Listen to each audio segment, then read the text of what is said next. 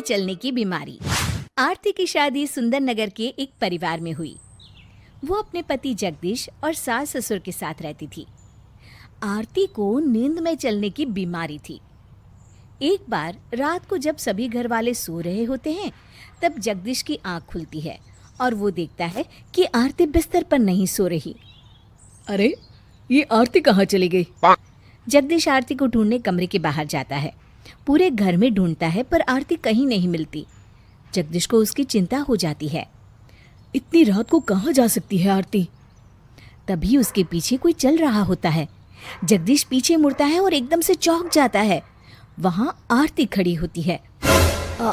आरती, क्या हुआ? यहाँ क्यों खड़ी हो? आरती जाकर सोफे के चक्कर लगाने लगती है। अरे, क्या हो गया है इसको? जगदीश भी उसके पीछे पीछे चलने लगता है। अरे सुनो तो, तुम सोफे के चक्कर क्यों काट रही हो आरती? आरती! आरती कुछ नहीं कहती। जगदीश को सोफे के चक्कर काटते हुए चक्कर आने लगते हैं। ओहो, मेरा तो सर ही घूम गया। अगले दिन सुबह ऑफिस जाते वक्त जगदीश आरती से रात के बारे में पूछता है। आरती, कल रात तुम्हें क्या हो गया था? क्यों जी, मुझे क्या हो गया था? मैं तो बिल्कुल ठीक हूँ जी।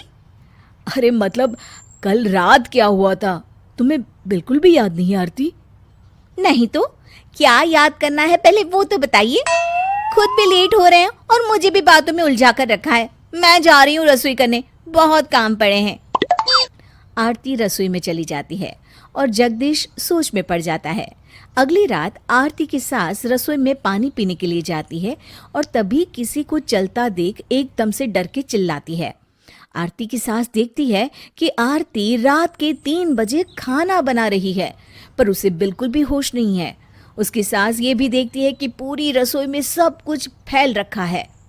अरे बहू, तू इतनी रात को खाना क्यों बना रही है? और ये रसोई इतनी गंदी क्यों कर रखी है? आरती कुछ नहीं बोलती और नींद में सब्जी काट रही होती है। उसकी सास उसे आवाज लगाती है पर वो सुनती ही नहीं। अरे सुना नहीं क्या तूने बहू? कौन सफाई करेगा इस रसोई की? आरती को कुछ भी सुनाई नहीं देता और वो सीधा खाना बनाते बनाते अपने कमरे में चली जाती है। हे भगवान, रसोई इतनी गंदी छोड़कर ऐसे ही चली गई है तो। सास पूरी रसोई साफ करती है और इतने में सुबह हो जाती है। अरे मर गई रे, रसोई साफ करते करते घुटने भी दर्द कर गए। अरे माँ जी, आप रसोई क्यों साफ कर रही हैं? अरे ये सब तूने ही तो फैलाया था और अब साफ मुझे करना पड़ रहा है। मैंने फैलाया? पर मुझे तो कुछ भी याद नहीं है माँ जी। देख बहू, झूठ मत बोल, मैंने कल तुझे खुद देखा था। माँ जी, मैं झूठ क्यों बोलूंगी? आप ना मुझ पर ऐसे ही इल्जाम लगा रही हैं। आरती की सास की नजर आरती के पांव पर पड़ती है। उसके पांव काफी सूजे हुए होते हैं और उनमें काफी खरोंचे भी आई होती है। ये तेरे पैर इतने सूजे हुए क्यों है बहू? पता नहीं माँ जी, बड़ा दर्द भी हो रहा है इनमें। समझ नहीं आ रहा कि ये खरोंचे मुझे कैसे लग गई होगी। रात में आरती सो रही होती है। कुछ देर बाद आरती उठती है और नींद में चलने लगती है। वो पूरे घर में चल रही होती है। घर का सारा सामान उसने बिखेर दिया होता है। वो घर का दरवाज़ा भी खोल देती है और फिर छत पर चली जाती है। छत की बॉर्डर पर चल रही होती है और पत्थर से ठोकर खाकर वहीं गिर जाती है और सो जाती है। सुबह जगदीश आरती को आवाज़ दे रहा होता है पर वो मिल ही नहीं रही होती है। तभी उसकी सास आती है। क्या हुआ बेटा, कहाँ है बहू? पता नहीं माँ, मैं कब से आवाज़ दे रहा हूँ, लेकिन कहाँ चली गई समझ में नहीं आ रहा। सास की नज़र खुले दरवाजे पर पड़ती है और पूरे घर पर भी पड़ती है। ये घर की हालत ऐसी किसने कर दी? मुझे तो लगता है ये बहू का ही काम है। कल रसोई भी उसने ऐसी ही गंदी कर रखी थी। पर माँ, वो है कहाँ? उसका फ़ोन भी कमरे में ही है। मुझे लगता है कि ये मंदिर गई होगी। आ जाएगी बेटा, तू चिंता मत कर। अरे देख तो घर कितना गंदा पड़ा है। चल सफाई में लग जा मेरे साथ। जगदीश और उसकी माँ पूरे घर की सफाई करते हैं और बहुत वक्त बीत जाता है पर आरती का अभी भी कुछ पता नहीं होता। जगदीश भी मंदिर में आरती को ढूंढ कर आता है, पर वो वहां भी नहीं होती। क्या हुआ? बहू का कुछ पता चला? नहीं मम्मी, मुझे तो बहुत चिंता हो रही है। एक काम करते हैं बेटा, पुलिस स्टेशन चलते हैं। हाँ माँ, सही कह रही हैं आप, चलिए। तभी छत पर आरती की आंख खुलती है। उसे कुछ भी समझ में नहीं आ रहा होता कि वो वहां कैसे पहुंची।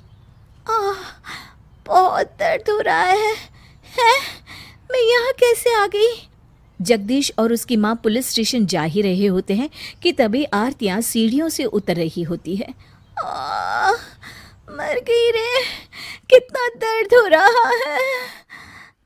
जगदीश और उसकी माँ आरती को देखकर खुश हो जाते हैं। आरती, तुम छत पर क्या कर रही थी? और ये क्या हाल बना रखा है तुमने अपना? मुझे नहीं पता जी, मैं कैसे छत पर पहुंच गई।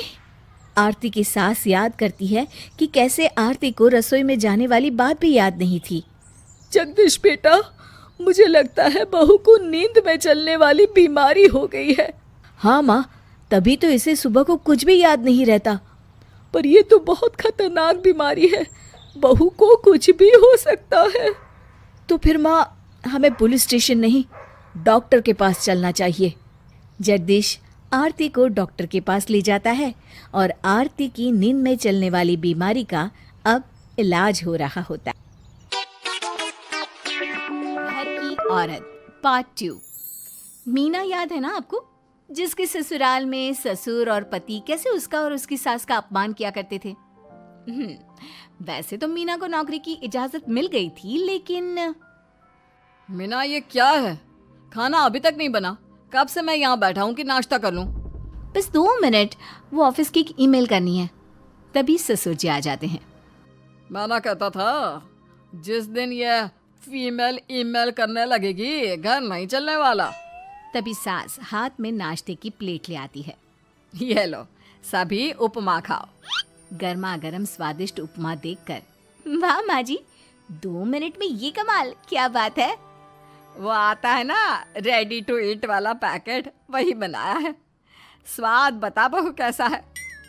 कल तक जो बीवी पति के नाम से ही कांपती थी, बहू के आ जाने के बाद कैसे उड़ रही है, ये देखकर ससुर जी को आ जाता है गुस्सा।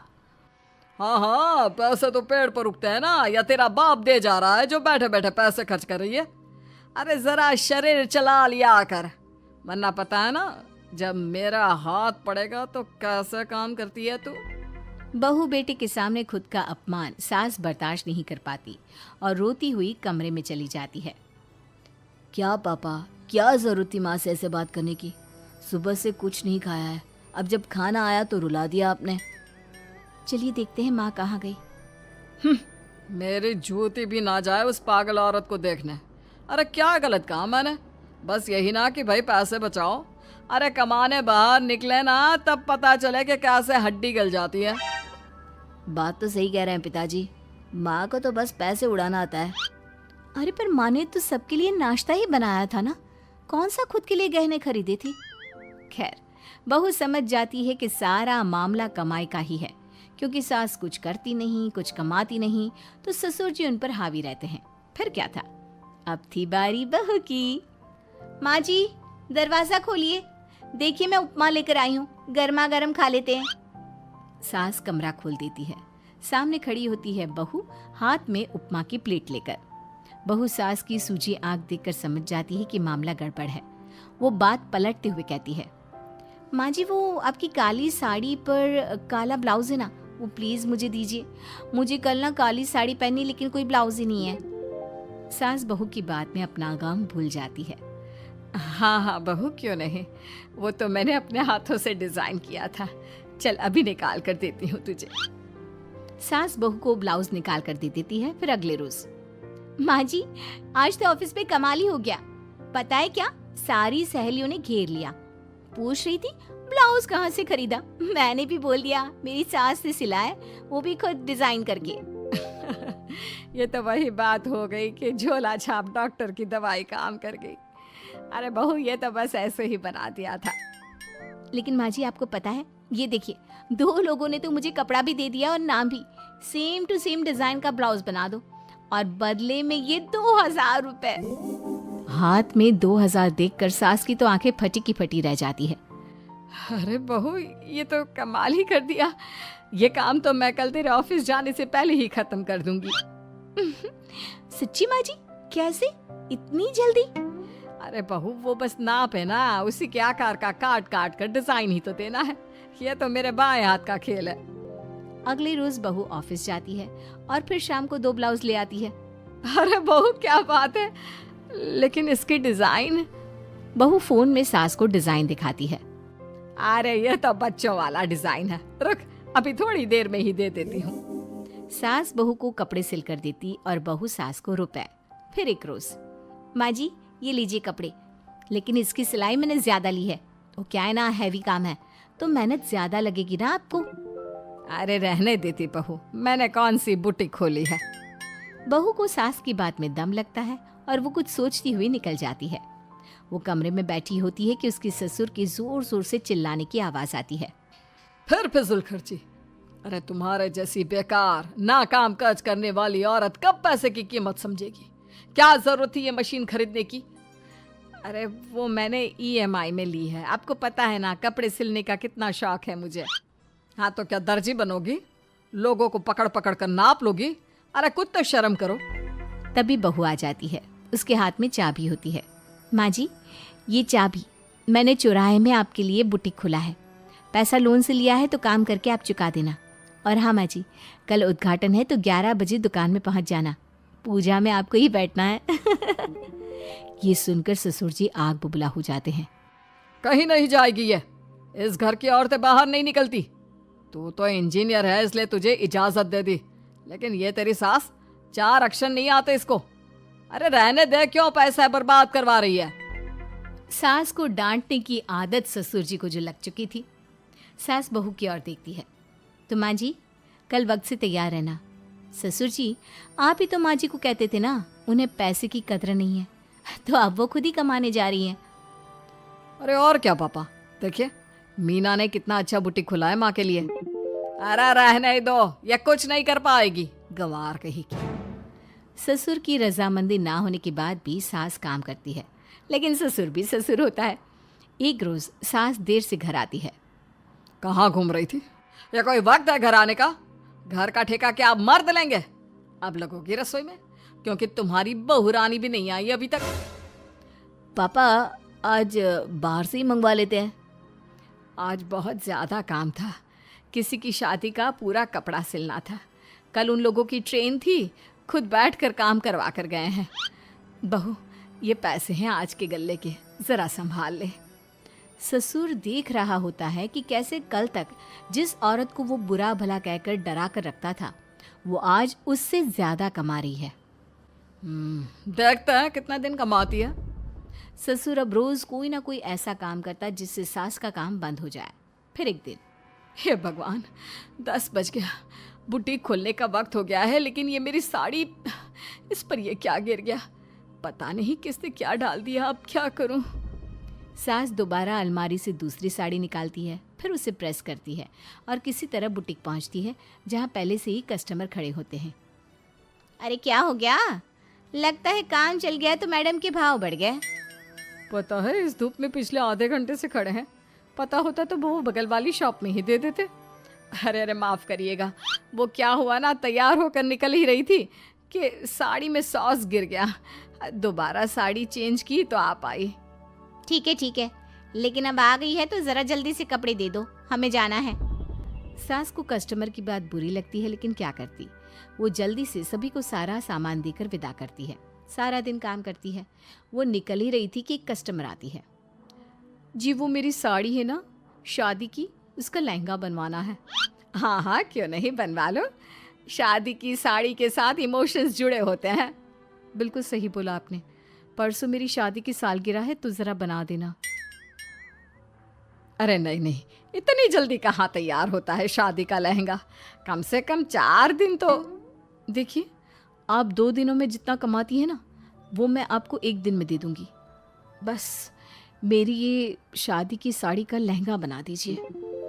सास को भी अब पैसे की लालच आ जाती है।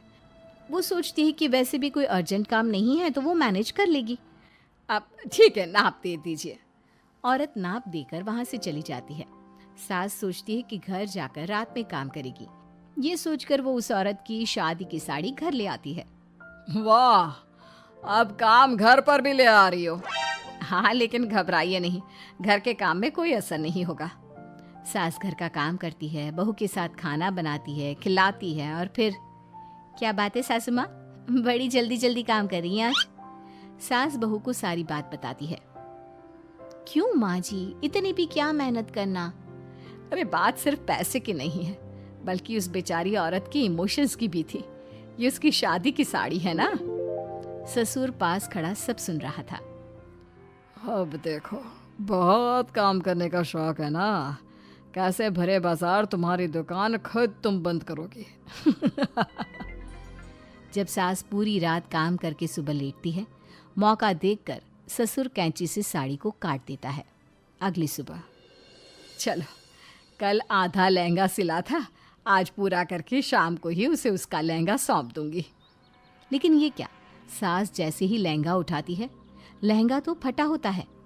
वहीं ससुर छुपकर सास को देख रहा था। हाय रे, ये किसने किया। ससुर छुपकर हंस रहा था। बहू देख लेती है और ससुर के पास जाती है। पिताजी, आपसे ऐसी छोटी हरकत की उम्मीद नहीं थी। आप खुद ही दुकान बंद करेगी। ससुर वहां से चला जाता है। सास भी वहां आ जाती है। वो समझ जाती है कि उसके पति ने ही साड़ी पर कैंची चलाई है। लेकिन फिर शाम को, जी वो मेरा लहंगा तैयार हो गया। हाँ जी, मैं तो कहती हूँ कि आप एक बार लहंगा पहन कर भी देख ले। औरत लहंगा पहन कर आती है और खूब खुश हो जाती है। अरे ये लहंगा है ना अंकल जी, कमाल का, आंटी जी ने बनाया है, बिल्कुल लेटेस्ट डिजाइन। औरत सास को ढेर सारे पैसे देकर चली जाती है। लेकिन मैंने तो ये औरतों का फैशन है, कहीं से सिल दो या कहीं से काट दो, फैशन ही होता है। चलिए, शाम का खाना मेरी तरफ से, आज आपका जन्मदिन है ना, रिटर्न गिफ्ट तो बनता ही है।